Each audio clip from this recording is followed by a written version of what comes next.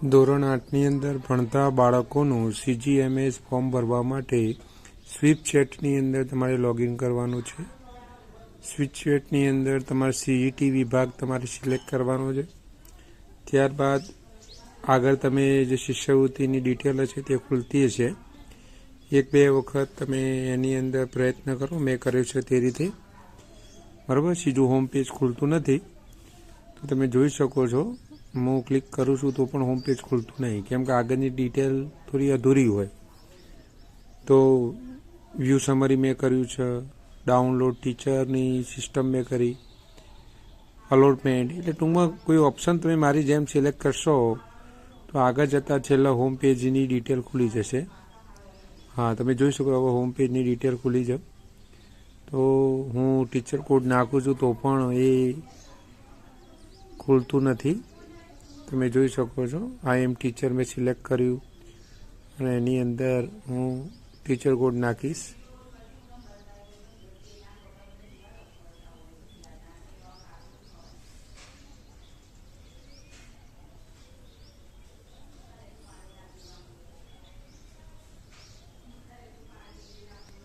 તો પણ તમે જોઈ શકો છો કે હજી પણ મારું અંદર લોગિન સરખું થતું નહીં.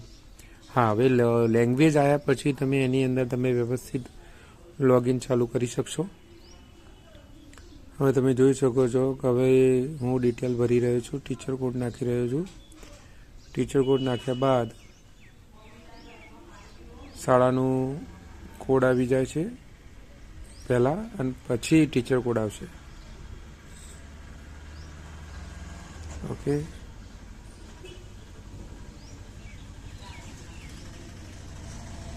ઓકે, હવે મારો ટીચર કોડ નખાઈ ગયો છે. મારી ડિટેલ ઓકે છે.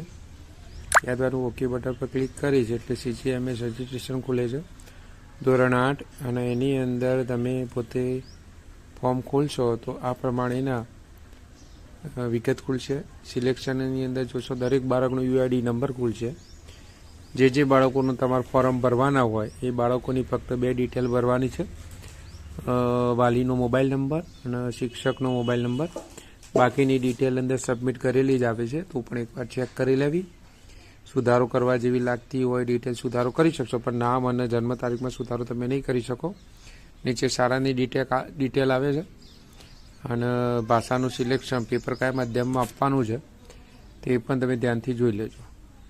તમે જો અહીંયા મેં બંસરીનું ફોર્મ ભર્યું નથી, બીજું ફોર્મ ભરવું છે તો હું ફરીથી સિલેક્શન ઉપર ક્લિક કરીશ. બીજો UID નંબર હું પસંદ કરીશ અને એની અંદર મેં ખોલ્યું છે કૃષ્ણપાલનું ફોર્મ ખુલ્યું છે તો એની અંદર એના વાલીનો મોબાઈલ નંબર હું નાખીશ.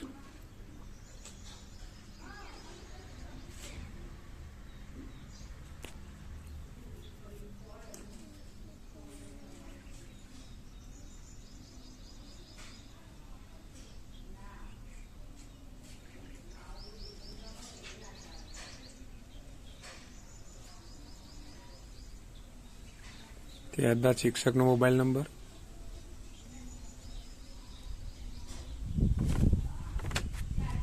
હવે નીચેની બધી ડિટેલ એકવાર ચેક કરી લેવી.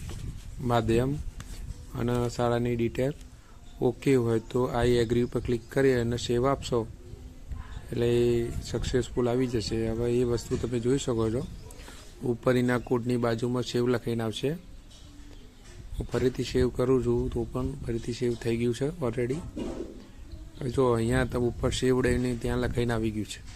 ફરીથી બીજો પસંદ કરશો, જે બાળકોની ડિટેલ સબમિટ થશે એની બાજુમાં સેવડે લખાઈને આવશે. ઓકે, તમે આ રીતે બીજા ફોર્મ તમે ભરી શકશો.